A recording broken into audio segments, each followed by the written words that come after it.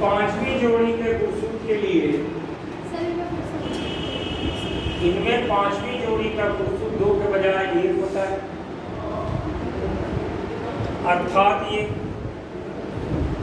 पांचवी जोड़ी के गुणसूत्र के लिए पांचवी जोड़ी के गुणसूत्र के लिए मोनोसोमिक होते हैं, मोनोसोमिक होते हैं,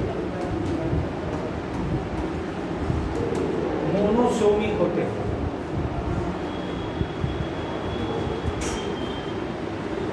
नेक्स्ट डालिए,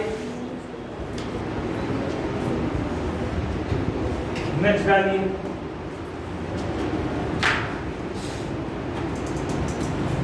टर्नर सिंड्रोम, उसके बाद अनुमानसिक रूप पढ़ाना है, अभी हो जाएगा। टर्नर सिंड्रोम, इसमें क्या होता है? टर्नर सिंड्रोम में लिखिए, इसमें लिंग गुणसूत्र 2 के बजाय 1 होता है, लिंग गुणसूत्र 2 के बजाय 1 होता है।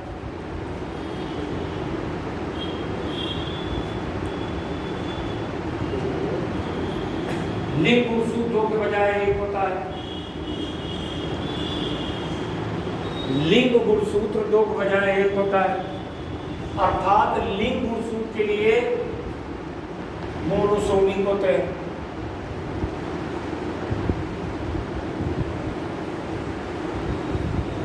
मोनोसोमिक होते हैं। इनका गुणसूत्र का रूप 44 से प्लस x बराबर 45 होता है।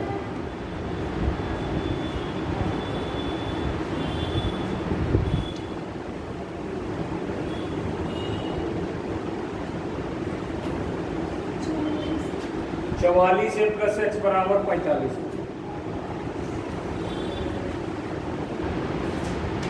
देखिए, ये जो टर्नर सिंड्रोम होते हैं ना, इनमें गुणसूत्र 2 होना चाहिए। पहुंचा ये इनके शरीर में मादा जनन तो पूर्ण विकसित नहीं होगा, मादा जनन होगा लेकिन पूर्ण विकसित नहीं होगा, क्योंकि एक x गुणसूत्र गया। लाखों में कोई एक स्थिति रोग से ग्रसित मिलता है। इसके बाद आइए क्लेनी फेल्टर सिंड्रोम। क्लेनी फेल्टर सिंड्रोम,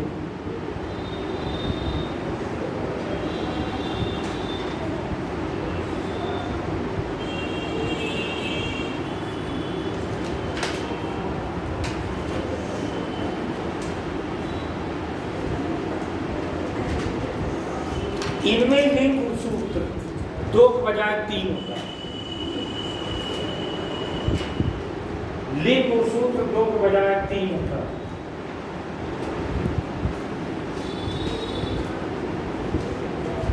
इनके शरीर में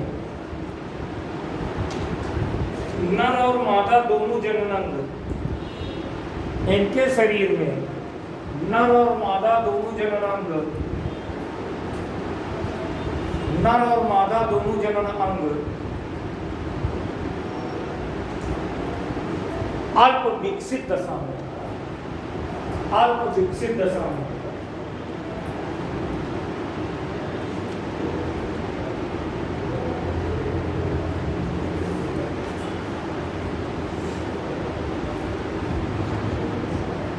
अल्प विकसित दशा में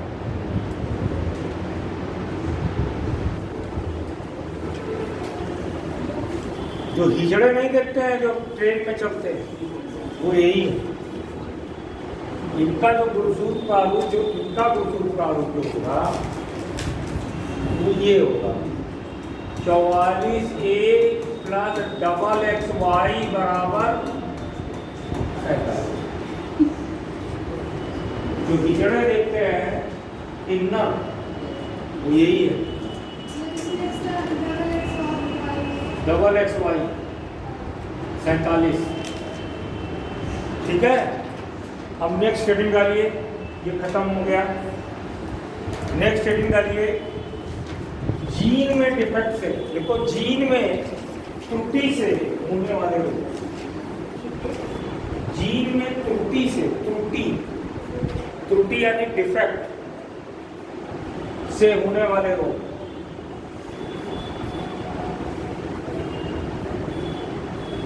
अब देखिए जीन में त्रुटि से जो रोग आप में होते हैं, तो रोगों को थोड़ा समझ लीजिए। अब काम भर की चीजें लिख लीजिए, बहुत डिटेल में नहीं जाना है।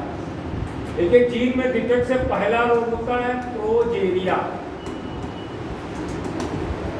प्रोजेरिया, इसी का नाम है HITC, Hutchinson Gilford progeria syndrome. Hutchinson Gilford progeria syndrome. ये जो रोग, आपने पा पिक्चर देखी है? पा, अमिताभ बच्चन की पा आई थी, देखा है? अरे लगभग 10-15 साल हो गया, देख लीजिएगा। तो इस रोग में क्या होता है, प्रोजेरिया, ये रोग जीन में डिफेक्ट से होता है। लगभग 80 लाख बच्चों में कोई एक बच्चा इस रोग से ग्रसित हो। इनमें होता क्या है, 16 साल की उम्र में आदमी 64 साल का दिखाई देता है। यानी शरीर की उम्र 3 से 4 गुना तेजी से बढ़ती है। इसीलिए इसको रैपिड एजिंग डिजीज कहते हैं। रैपिड एजिंग, जो बाप पिक्चर बनी ना, बाप बेटा बना, बेटा बाप बना।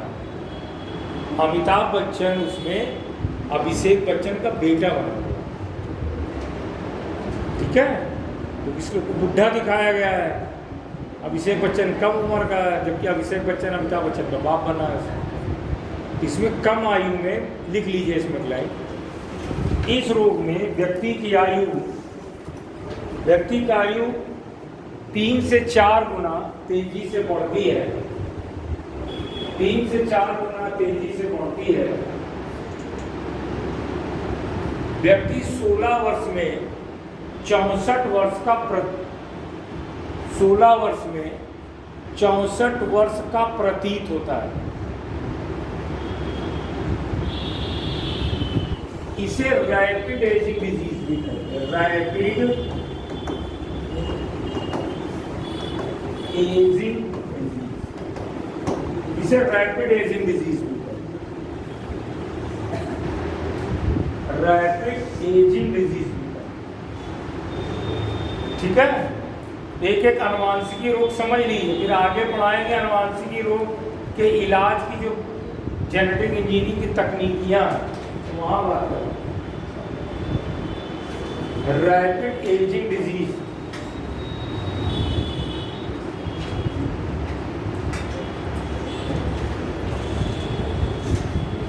ये रोग जो होता है जीन में त्रुटि से, डिफेक्ट से। अगला ये एक रोग है एल्बिनिज्म। एल्बिनिज्म हिंदी में कहते हैं इसको रंजकहीनता। देखिए प्रोजेरिया का हिंदी में नाम नहीं है, उसको प्रोजेरिया रहने दीजिए। एल्बिनिज्म को कहते हैं रंजकहीनता।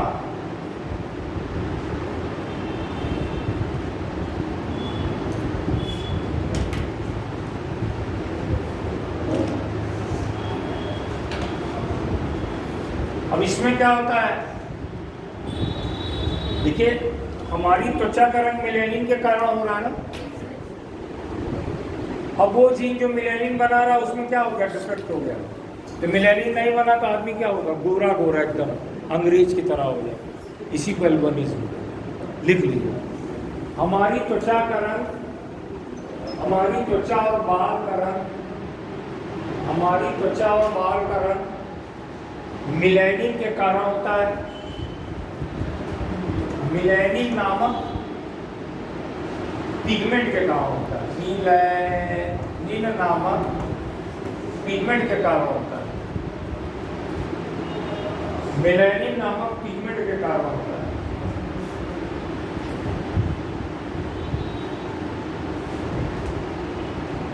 मेलेनिन नामक पिगमेंट के कारण, जीन में त्रुटि के कारण, जीन में त्रुटि के कारण मेलेनिन नहीं बनता है। जीन में त्रुटि के कारण मिलेनियम नहीं बनता है। इस रोग को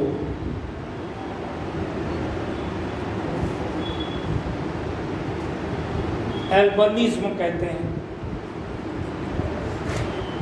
इस रोग को एल्बिनिज्म या रंजकहीनता कहते हैं।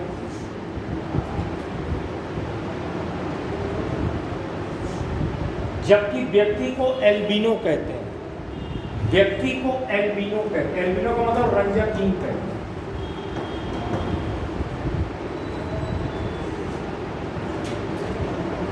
नेक्स्ट हेडिंग डालिएगा।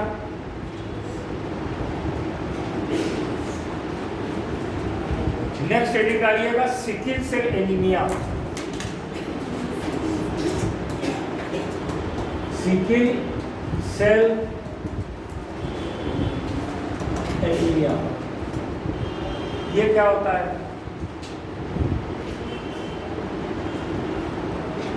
सिकिल सेल एनीमिया क्या होता है? देखिए, आपका जो रक्त होता है, मैंने पढ़ाया है पिछले क्लास में, रक्त पढ़ाया है। आरबीसी आपकी क्या होती है? बाई कॉन्केव होती है, उभय अवतल होती है। इस रोग में आरबीसी क्या हो गई? हंसियाकार हो गई। जो वो जीन जो आरबीसी के आकार बनाने का कारक, वो क्या हो गया? त्रुटि वाला हो गया। तो आरबीसी हंसियाकार हो गई। तो जब हंसियाकार आरबीसी हो जाएगी तो आरबीसी की ऑक्सीजन संवहन क्षमता क्षीण हो जाएगी। अब अगर करंट में कहें तो जीन थेरेपी एक ऐसी तकनीक है जिसके द्वारा कई अनुवांशिकी रोगों को ठीक किया जाता है। तो आगे अभी पढ़ाएंगे। तो नीचे लिख लीजिए, इस रोग में आरबीसी हंसियाकार हो जाती है। आरबीसी हंसियाकार हो जाती है जिससे उसकी ऑक्सीजन संवहन क्षमता क्षीण हो जाती है। ऑक्सीजन संवहन क्षमता क्षीण हो जाती है।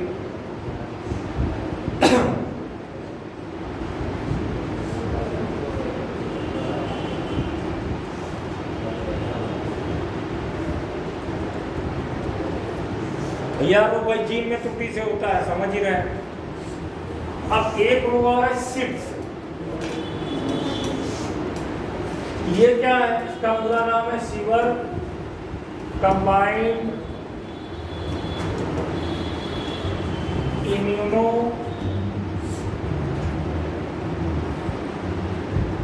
Deficiency syndrome.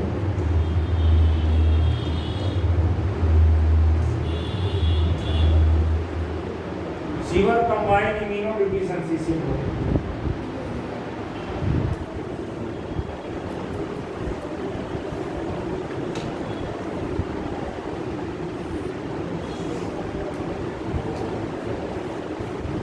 देखिए, ये जो रोग होता है, इस रोग में शरीर की प्रतिरोधक प्रणाली जन्म से विकसित ही नहीं है। यानी ऐसा बच्चा होगा जिसमें कोई भी इंफेक्शन हो जाएगा तो वो ठीक नहीं। देखिएगा, एक चीज और यहाँ पे देखिएगा, एक रोग होता है एड्स। ये वायरस से होता है, लेकिन दोनों के नाम काफी मिलते जुलते देखेंगे। इसका पूरा नाम है क्वायर्ड, फिर वही आ जाता है इम्यूनो डिफिशियंसी सिंड्रोम। इस रोग में क्या हुआ? जन्म से प्रतिरोधक प्रणाली विकसित ही नहीं हुई, जीन में डिफेक्ट। इसमें क्या हुआ? वायरस जब शरीर में घुसा तो शरीर की प्रतिरोधक प्रणाली को समाप्त कर। तो दोनों के सिम्टम दिखेंगे। तो इस रोग में क्या होता है कि शरीर की प्रतिरोधक प्रणाली विकसित नहीं होती। व्यक्ति को कोई भी संक्रमण होगा वो ठीक नहीं होगा। सबसे पहली बार विश्व में 1990 में एक तकनीक विकसित हुई थी जिसका नाम है जीन थेरेपी। अभी आगे बात करेंगे डिटेल में। जीन थेरेपी तकनीक विकसित हुई सब 1990 में। एक साइंटिस्ट थे F.W. एंडरसन।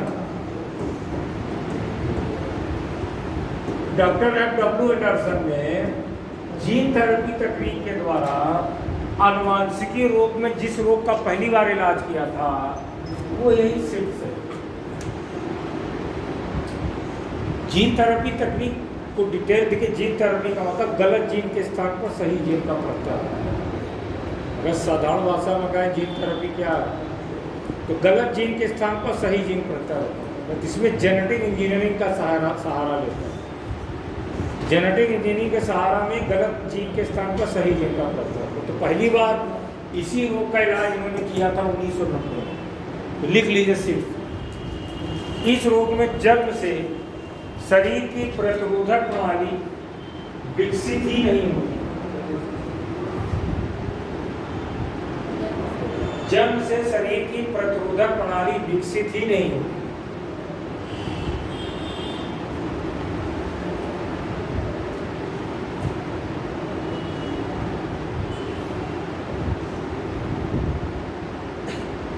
सन 1990 में डॉक्टर F.W.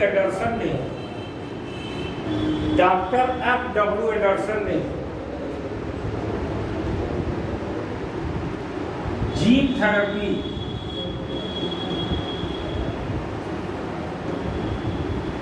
तकनीक की सहायता से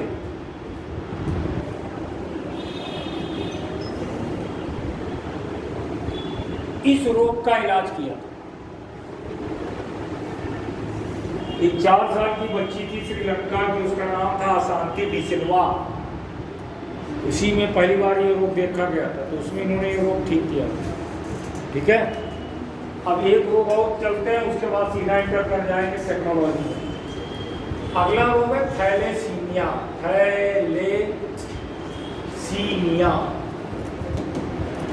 थैलेसीमिया ये क्या है?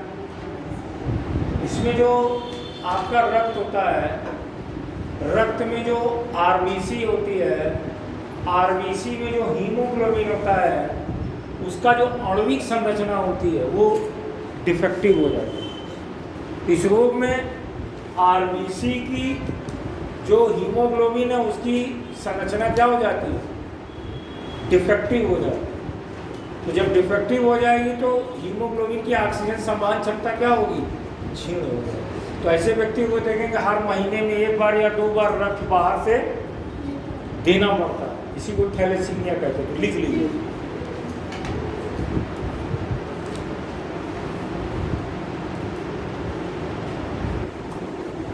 देखिए थैलेसीमिया में लिखिए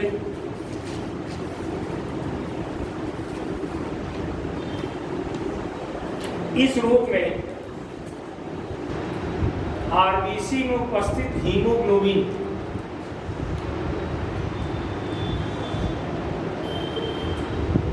तो भैया पानी जरा फेंक के ले आओ, ठंडा देख के आओ। आरबीसी में उपस्थित हीमोग्लोबिन की आणविक संरचना में त्रुटि आ जाती है।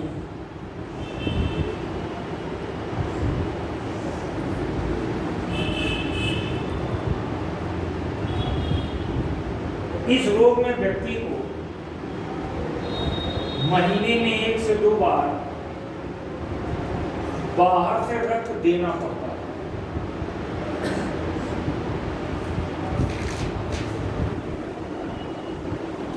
अब भैया सीधा एंटर करते हैं टेक्नोलॉजी में। ठीक है,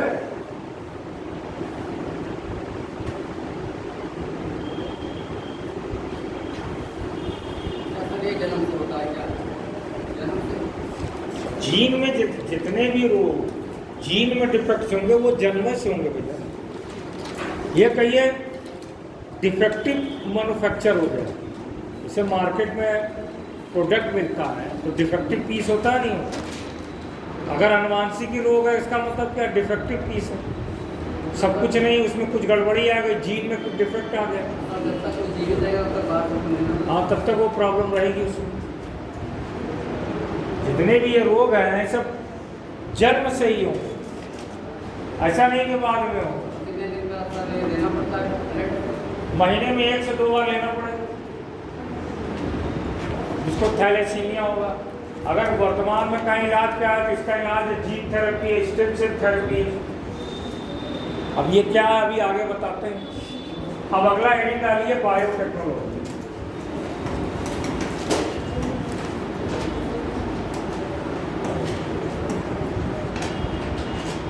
हिंदी में इसे कहते हैं जैव प्रौद्योगिकी। जैव प्रौद्योगिकी। अब ये जैव प्रौद्योगिकी क्या है पहले इसको समझते हैं, ठीक।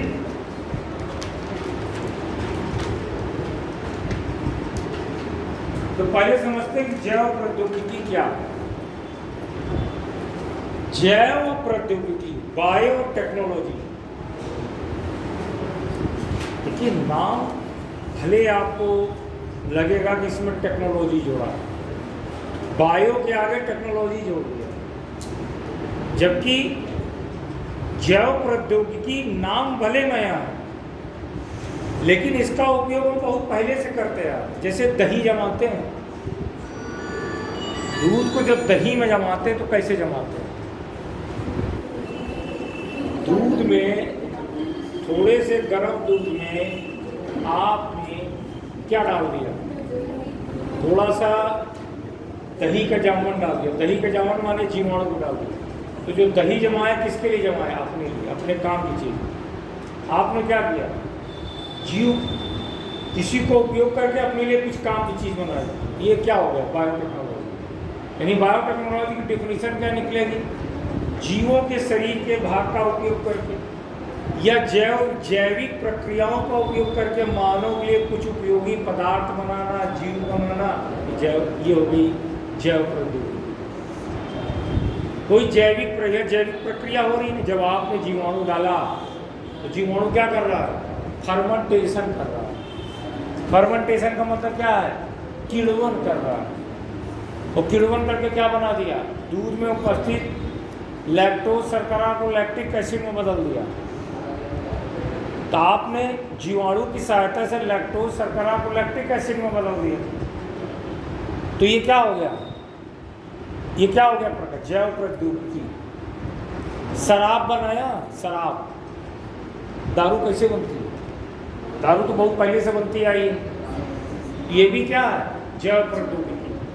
जैव प्रौद्योगिकी का मतलब है जीवों के शरीर के भाग या जैविक प्रक्रियाओं का उपयोग करके मानव के लिए कुछ महत्वपूर्ण पदार्थ, जंतु, पौधे, दवा आदि का निर्माण करना जैव प्रौद्योगिकी। लिख लीजिए हेडिंग डाल के जैव प्रौद्योगिकी लिखिए। बायोटेक्नोलॉजी शब्द का उपयोग, बायोटेक्नोलॉजी शब्द का उपयोग सर्वप्रथम 1919 में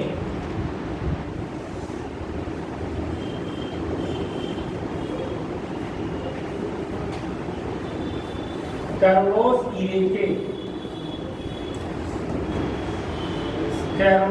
इरेके ने किया था।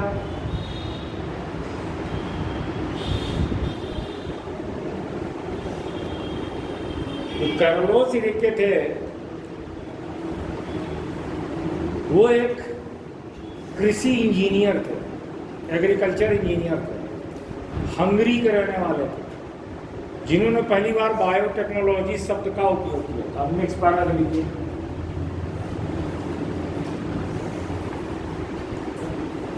जीवों के शरीर का भाग, जीवों के शरीर का भाग या किसी जैविक प्रक्रिया का उपयोग या किसी जैविक प्रक्रिया का उपयोग करके मानव के लिए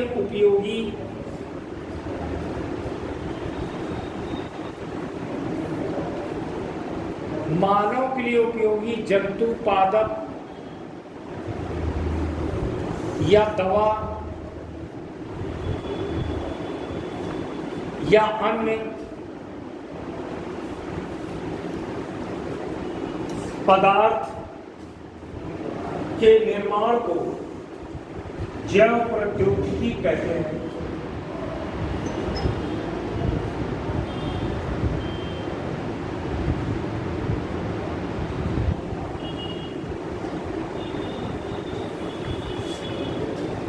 समझ में आ रहा जैव प्रौद्योगिकी क्या है?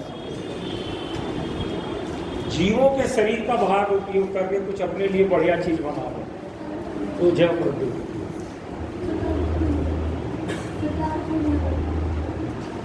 अरे भैया शराब बनाया जाता है तो उसमें क्या प्रक्रिया यूज होती है? फर्मेंटेशन होता नहीं होता, सड़ा के बनाया जाता नहीं। तो आपने क्या किया? जीवाणु का उपयोग किया। जीवाणु क्या किया? ग्लूकोज को इथिल एल्कोहल में बदला, तो क्या हो गया? जैव प्रौद्योगिकी हो गई। अब भाई आपकी नज़र में शराब क्या है वो अलग चीज़ है। भारत की जो जलवायु है, यहाँ की जलवायु के आधार पे देखें तो शराब यहाँ उपयोगी नहीं है। अब वो देश जो बहुत ठंडा है, यहाँ पर टेम्परेचर माइनस में जा रहा है, वहाँ सवेरे घर वाले बैठ के दारू नहीं पियेंगे तो जिंदा नहीं बचेंगे। बात मेरी समझ रहे हैं? या पोलर रीजन में रहने जहाँ टेम्परेचर -20 जा रहा है तो घर वाले सब बैठ के सवेरे दारू पीते हैं। आप कहो दारू पी रहे हैं, ये वहाँ का अपना हिसाब है। वहाँ टेम्परेचर इतना कम है, क्योंकि शराब क्या करता है? आपके शरीर में होने वाली जैविक प्रक्रियाओं की दर को बढ़ा देता है, जिससे थोड़ा गर्माहट महसूस होती है। डिपेंड करता है आप कहाँ रहते हो ना, पृथ्वी के किस क्षेत्र में रह रहे हो। देखिए होता क्या है, आप इंग्लैंड जैसे देश को देखें, चारों तरफ से घिरा हुआ है। जब हम यहाँ हारोस्कोप बना रहे थे तब वो टेलीस्कोप बना रहे थे। आपका हारोस्कोप आपको नहीं बचा पाया, उसके टेलीस्कोप ने आपको 300 साल की गुलामी दे दी। ये अंतर है। उसके बाद प्राकृतिक स्रोत उतने नहीं थे जितने हमारे पास है। इंग्लैंड को देख लीजिए, उसी समय डच भी आए, वो भी आए, उसने टेलीस्कोप बना लिया, अब भारत पे कब्जा कर लिया। हम हारोस्कोप के झंझट में पड़े रहे। ये ग्रह इसे बैठा दिए, लौंग यहाँ रखेंगे तो ये यहाँ पे लटकाएंगे तो लक्ष्मी जी आएंगे। सारी लक्ष्मी तो अमेरिका भागी जा रही है, आपके ये सब लटकाने से लक्ष्मी जी आ रही हैं क्या? एक नंबर के बेवकूफ़ी की बात है कि नहीं? उसको मानिए फिर। लक्ष्मी जी तो भागी जा रही है अमेरिका के पास, अब आप लटका के बैठे हुए हो। ये लक्ष्मी जी आएंगी आएंगी, दीपावली पे लक्ष्मी जी को बुला रहे हैं। लक्ष्मी जी वहाँ भाग गई और वो देख लीजिए सबको गुंडे दिखा रहा है। वहाँ लक्ष्मी जी क्यों आए? क्योंकि वहाँ पढ़ाई हुई है। तब वहाँ पहले सरस्वती आई है, तब लक्ष्मी पीछे पीछे आई। हम लोग लक्ष्मी सीधा बुलाते हैं, पढ़ते नहीं, इसीलिए नहीं आते। Get it my point? समझ रहे हो? अब देखिए बायोटेक्नोलॉजी के प्रकार लिखिए, जैव प्रौद्योगिकी के प्रकार।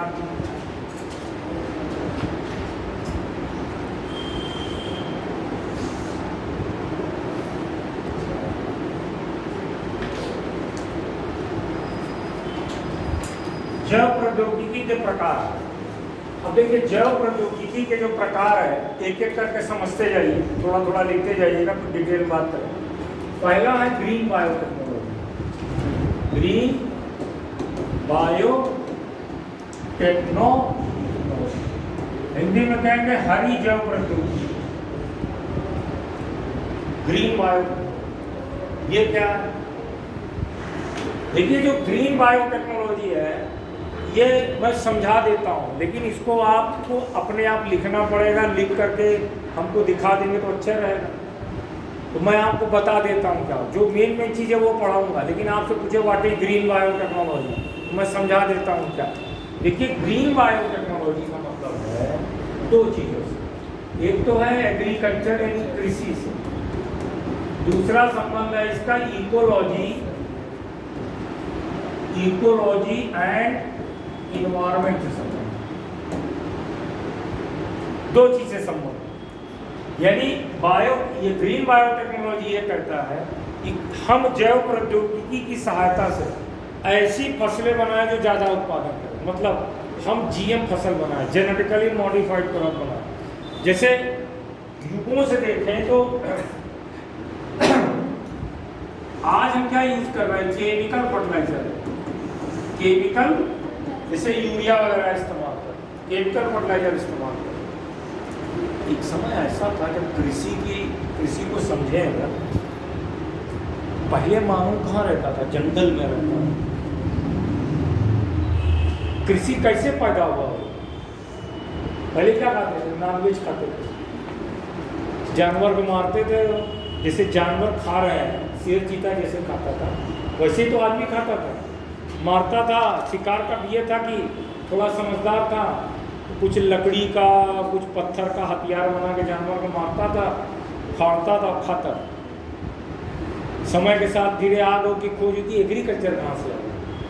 अब ये देखिए एक परिकल्पना है, एग्रीकल्चर कैसे आया इसका कोई प्रमाण नहीं कि कब से एग्रीकल्चर पैदा हुआ होगा। अब इसको परिकल्पना से इस तरह से समझिए जैसे पहले मानव क्या होता था? पहले मानव जंगल में रहता था, शिकार करने जाता था, जो महिलाएं होती थी वो गुफा में रहती थी। अब एक मानव को झुंड होगा जो जंगल में शिकार करने जा रहा होगा, ये शिकार करके आ रहा होगा, रास्ते में उसको प्यास लगी, तो जानते सारी सभ्यताएं आगे चल करके देखेंगे नदी के किनारे, तो ज़्यादातर जो भी उस समय जानवर होते हैं या एनिमल होते हैं तो जहाँ पानी का स्रोत होगा उसी के आस पास रहते हैं। तो उसको प्यास लगी हो तो किसी जल स्रोत से पानी पी रहा होगा, तो वहीं पास में अपने आप जौ निकला होगा। क्या? जौ,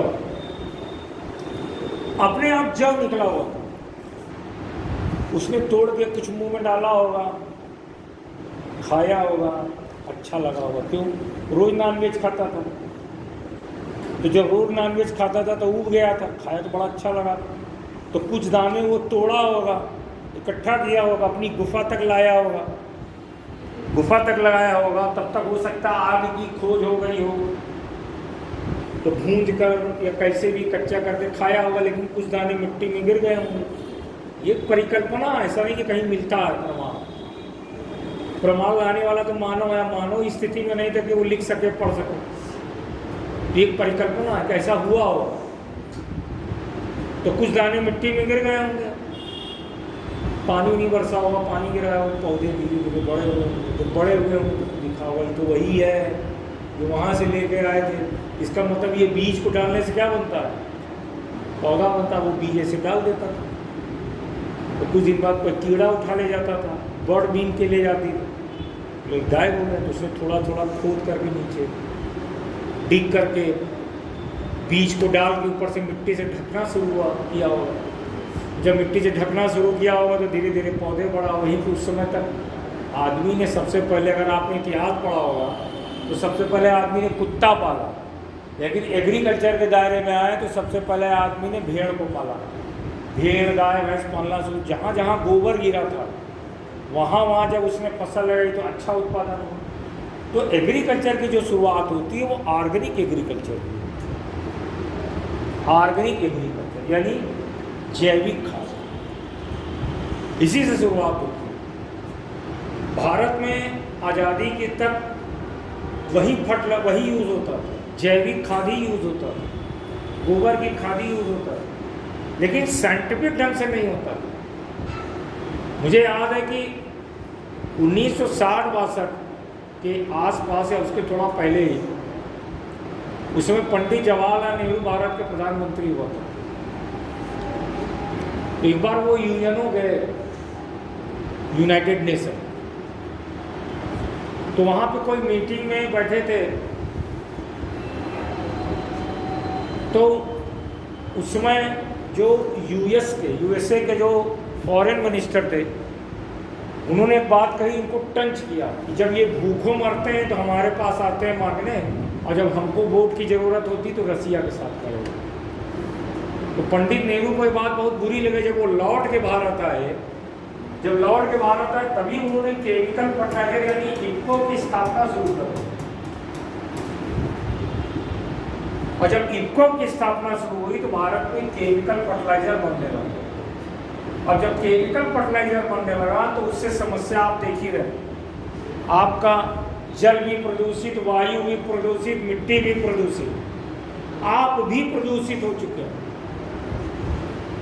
तो इन सब को हटाने के लिए ग्रीन बायोटेक्नोलॉजी ये कहता है कि हमको बायो फर्टिलाइजर बनाना है। क्या बनाना है? बायो फर्टिलाइजर क्या है? कुछ ऐसे सूक्ष्म जीवी होते हैं मिट्टी में। भाई हमने जब केमिकल फर्टिलाइजर लाए तो हम सबसे पहले हमने क्या लाया? यूरिया लाया, डीएपी लाया, डाई अमोनियम फास्फेट, ये सब यूज होने लगा, आज भी यूज हो रहा है। बायो फर्टिलाइजर क्या है? कुछ ऐसे सूक्ष्मजीवी मिट्टी में होते हैं जिनकी ये प्रवृत्ति होती है कि वातावरणीय नाइट्रोजन को नाइट्रेट में बदलते हैं, पौधा नाइट्रोजन को नाइट्रेट के रूप में होते हैं। तो कुछ ऐसे सूक्ष्मजीवी होते हैं जिनको अगर हम मिट्टी में डालेंगे तो वातावरणीय नाइट्रोजन को नाइट्रेट में बदलेंगे। इन्हीं सूक्ष्मजीवियों को बायो फर्टिलाइजर। इसी तरीके से यहाँ पर जो बात होती है बायो इंसेक्टिसाइड की बात होती है। ये बायो इंसेक्टिसाइड क्या है? कुछ ऐसे जीव हैं, कुछ ऐसे सूक्ष्म जीव हैं जिनको जब हम डाल दें तो पौधे में लगने वाले कीड़े क्या होते हैं?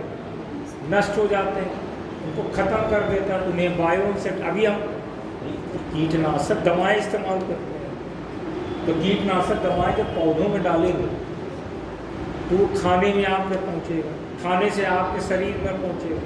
तो कुल मिलाकर के ये bio fertiliser, bio insecticide, bio pesticide, और सबसे बड़ी चीज़ है आपका जीएम क्रॉप जो बनाया गया, जेनेटिकली मॉडिफाइड क्रॉप।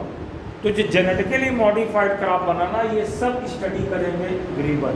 लेकिन इसमें ये ध्यान रखेंगे बायोटेक्नोलॉजी कि किसी भी तरीके से हमारे इन्वायरमेंट को कोई नुकसान ना हो। सबसे हरामखोर दुनिया में ट्रम्प है। वो बिल्कुल नहीं मानता है कि इन्वायरमेंट खराब हो रहा। अब आप जान रहे 31 मिलियन टन से ज्यादा पर डे युद्ध में कार्बन इमिशन हो रहा है। आप ये समझिए डूबती हुई नाव में हम लोग हैं। पृथ्वी का ये हाल है। यूएन डाटा निकालता, आईपीसीसी की रिपोर्ट हर साल निकलती है। डूबती हुई नाव में भारत में क्या है, ज़्यादातर लोग जानते नहीं, उनको कुछ मतलब ही नहीं है ये इन्वायरमेंट का होता है, इकोलॉजी का होता है। उनको खाना चाहिए, होना चाहिए कुछ। जो पढ़े लिखे लोग हैं उनकी बात, जो पढ़े लिखे उनको भी सबसे मतलब नहीं, ये सबसे मतलब नहीं जो स्थिति में पृथ्वी पहुंची। तो इसका यही मेन मोटिव है कि इसको नुकसान ना पहुंचाना, अच्छे किस्म के पौधों को बनाना, लेकिन हमारे इन्वायरमेंट को नुकसान ना हो। ये हो जाता है ग्रीन बायोटेक्नोलॉजी। अब आपकी जिम्मेदारी है, इसको लिखिए कम से कम 200-250 शब्दों में। इसको लिखिए, लिख करके हमको यहाँ दीजिए, मैं चेक करूँ। ये आपकी जिम्मेदारी है। अब आगे देखते हैं। दूसरा है आपका रेड बायोटेक्नोलॉजी।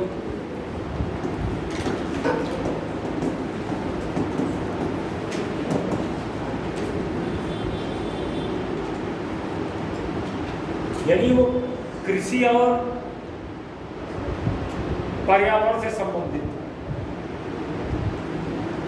अब ये क्या है? देखिए रेड यहाँ पर मतलब होता है चिकित्सा से, यानी ये जो तकनीक है ये चिकित्सा से संबंधित है। अब इसके अंतर्गत देखेंगे रेड बायोटेक में, जैसे जीन थेरेपी है,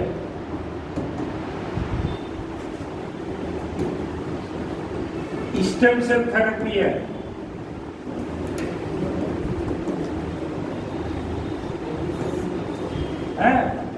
gene therapy, stem cell therapy, और क्लोनिंग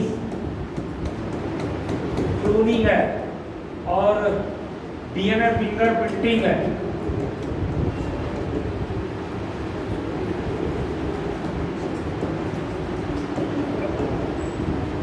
डीएनए फिंगरप्रिंटिंग है।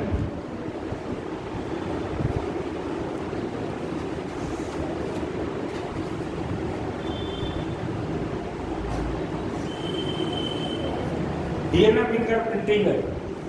और इसके अलावा इसमें आपका जो डिफरेंट काइंड, जैसे कार टी सेल थेरेपी है, कार टी सेल थेरेपी,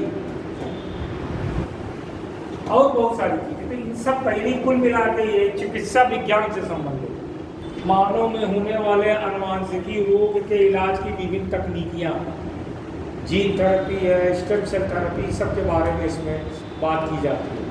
अब ये सब के बारे में तो आगे बात, अब इसको भी चाहें तो आप लिखें क्या है रेड बायोटेक। इसके अंतर्गत मानव में होने वाले अनुवांशिकी रोग के इलाज जैसे स्टेम सेल थेरेपी सब, इसके बारे में लिखना चाहिए आपको। अभी हम आए तो लिख के दे दीजिएगा तो मैं चेक भी कर दूंगा, और सो जाएंगे थोड़ी ना काम होगा यार। अब देखिए तीसरा, इसके बाद अब अगली जो टेक्नोलॉजी है उसको हम कहेंगे ब्लू बायोटेक्नोलॉजी।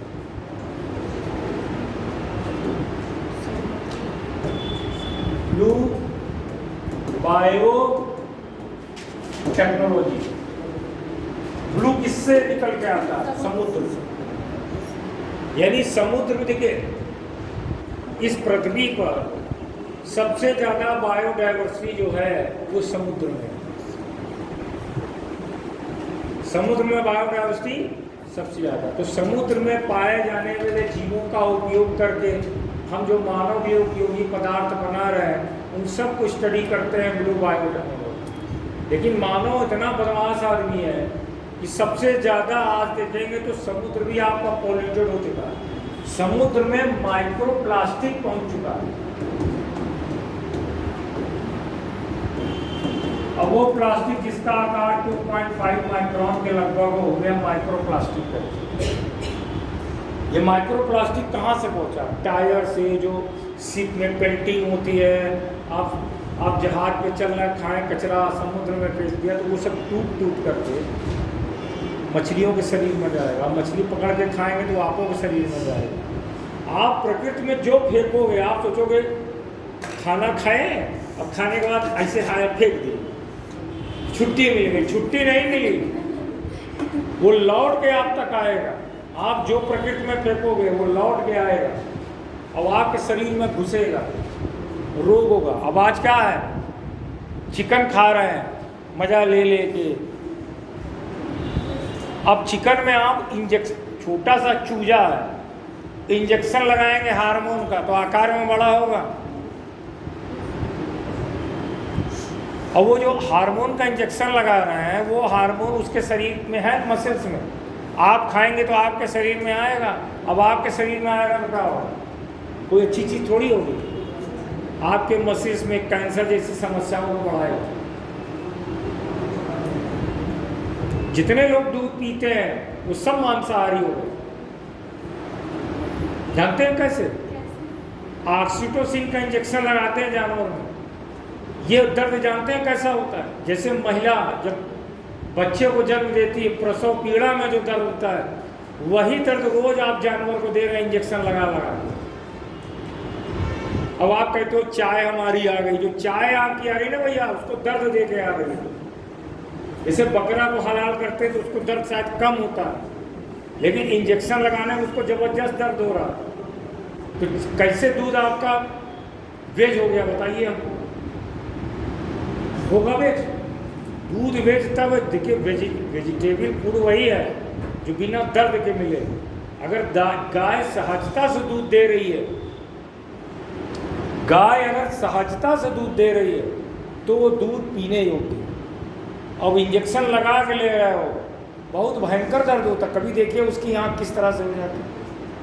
उसका दर्द कौन जानता है? या वो जानती है, वो प्रकृति माता जानती है। अब प्रकृति छोड़ती नहीं है। उसके बच्चों को आप सताएंगे, उसी की माँ की पूजा करते यहाँ से शुरू हुआ। माँ का एक तो रूप दे दिए हैं बना के, यही हमारी माँ। माँ तो आपकी प्रकृति है, नेचर ही आपकी माँ है। नेचर नहीं छोड़ती, ऐसे पलटी मारेगी सब कहानी खत्म। अब माँ को दूध वो चढ़ा रहे हो और वो इंजेक्शन लगने से निकाला हुआ दूध है, दूध चढ़ाने योग्य नहीं है। किसी को दर्द दे के दूध लेंगे तो चाय पीने योग्य नहीं। समझ लीजिए, ये सारी चीज़ों पे यहाँ बात होगी। तो माइक्रो प्लास्टिक पहुँच चुका है। तो ब्लू बायोटेक में अब देखिए, जैसे आप विटामिन ए है तो विटामिन ए कैसे बनाते हैं?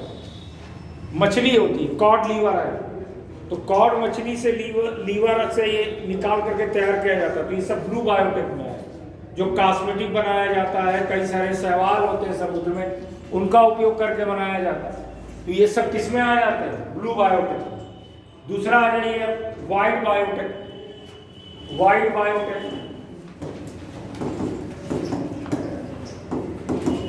व्हाइट बायोटेक क्या कहता है?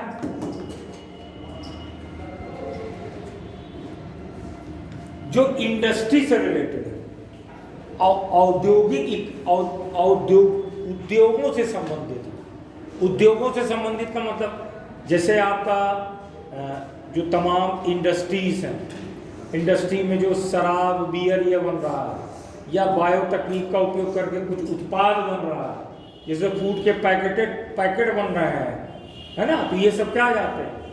वाइट बायोटेक, उद्योगों से संबंधित। फिर उसके बाद आ जाइए yellow biotech. Yellow biotech, yellow biotech. अब येलो बायोटेक किससे संबंधित है?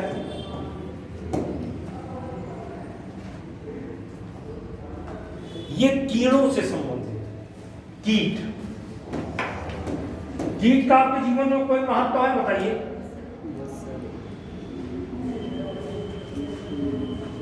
ये कीटों से संबंधित। कीट का कोई महत्व है जीवन में?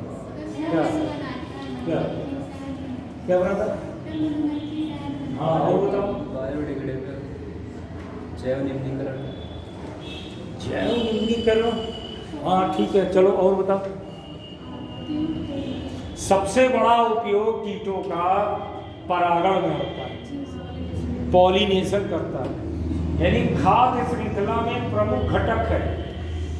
खाद्य श्रृंखला पढ़े होंगे ना इकोलॉजी एनवायरनमेंट में, तो उसमें क्या है? एक बहुत बड़ा घटक है, ये पॉलिनेशन का काम करता है, परागण का काम करता है कीट। तो इसमें क्या करते हैं? कीटों को मॉडिफाई करते हैं। जैसे बात समझिए, कुछ कीड़े ऐसे होते हैं जो हमारे फसलों को नुकसान पहुंचाते हैं, और कुछ कीड़े ऐसे होते हैं जो फसलों के लिए हमारे फायदेमंद हैं। जैसे मधुमक्खी फायदेमंद है, वो कोई नुकसान नहीं पहुंचाती है। तो इसमें क्या करते हैं? कीड़ों को समझ करके, जैसे कुछ आप देखते होंगे समानता, जैसे जानवर की बात करें, गाय भैंस की बात करें, तो गाय भैंस में जो ब्रीडिंग होता है, जो रिप्रोडक्शन होता है, ब्रीडिंग, उनका ब्रीडिंग जो टाइम होता है, ब्रीडिंग काल जिसको कह सकते हैं, प्रजनन काल कह सकते हैं, उनका एक निश्चित होता है। देखेंगे गाय भैंस में जुलाई अगस्त के महीने में जब उनके पास से गुजरिए तो उनके शरीर से कुछ बदबू महसूस होती है। कभी महसूस किया है? गाय भैंस के घर के पास से निकली जब उनका ब्रीडिंग काल होता है, जब वो प्रजनन, आदमी को छोड़कर के हर जानवर के प्रजनन करने का एक समय होता है, वो हर समय नहीं करता। तो जब उन जानवर के करीब से गुजरेंगे तो उनके शरीर से फीरोमोन निकलता है। फीरोमोन जानते हैं?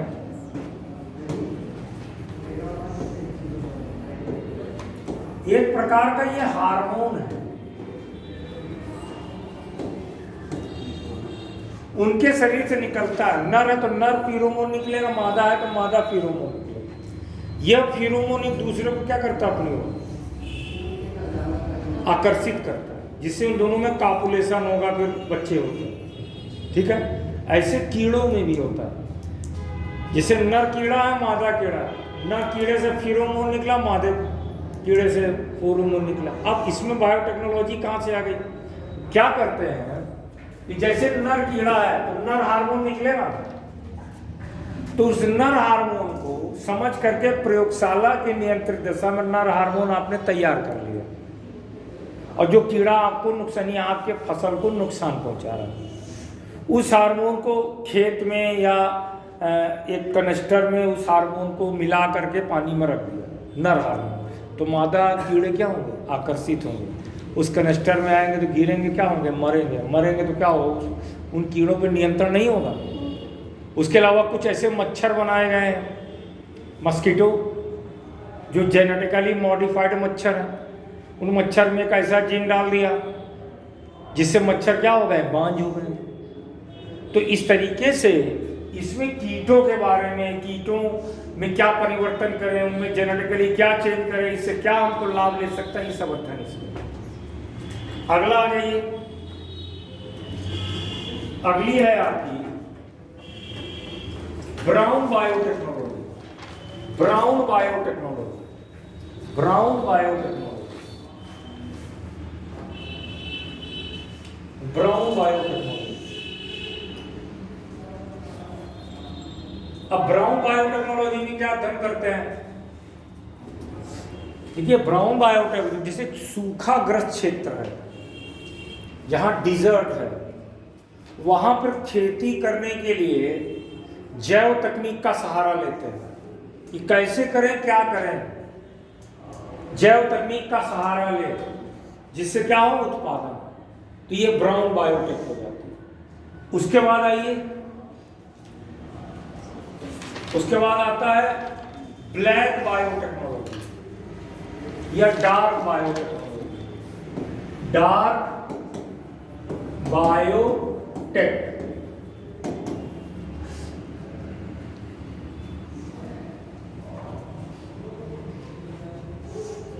डार्क बायोटेक्नोलॉजी ये क्या है? डार्क बायोटेक्नोलॉजी क्या है? इसका नाम से ही पता चल रहा है ये सही नहीं।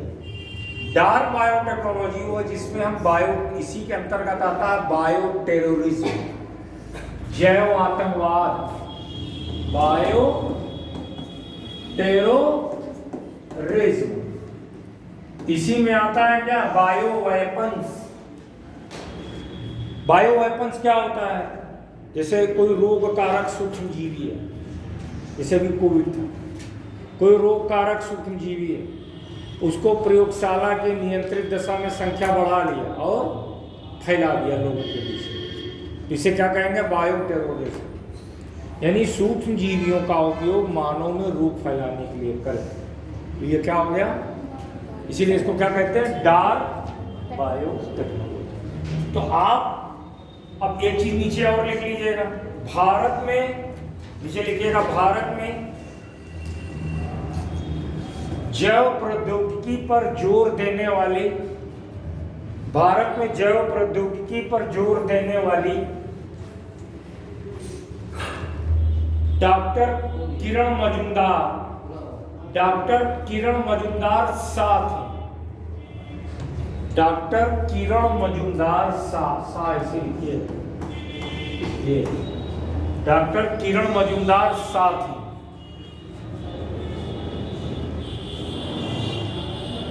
इन्होंने बायोकॉन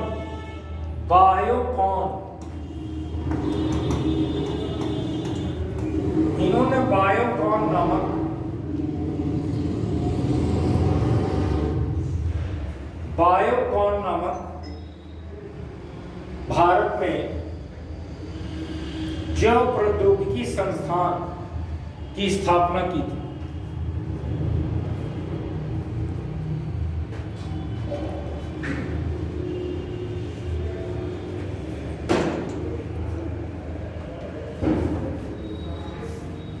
समझ गए? अब इसमें रेड क्या है, ये सब लिखना है आपको, मेन मुद्दे पे आते हैं। अब अगला हेडिंग डालिए, जेनेटिक इंजीनियरिंग। बायोटेक्नोलॉजी के अंतर्गत ही जेनेटिक इंजीनियरिंग आ जाता है। जेनेटिक इंजीनियरिंग हिंदी में कहेंगे आनुवांशिकी अभियांत्रिकी, आनुवांशिकी अभियांत्रिकी।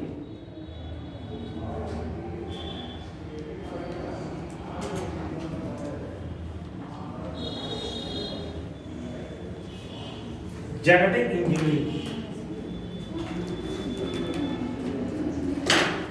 अभी तक देखिए, मेरी बात समझिए, शुरुआती दौर में जो जैव प्रौद्योगिकी होता था वो आपको बताया कि जीवों का या जीवों के शरीर का, जैसे वैक्सीन बनाते हैं तो क्या करते हैं, वैक्सीन आपको बताया जीवों को क्या करते हैं, आपके शरीर में पहले से डाल देते हैं बैक्टीरिया, तो आपका शरीर क्या करता है, टी सेल उसको मारने का तरीका बता देता है।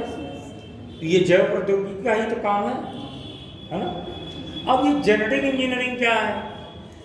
जेनेटिक इंजीनियरिंग किसे कहते हैं? आप क्या सोचते हो, क्या समझते हो, बताइए।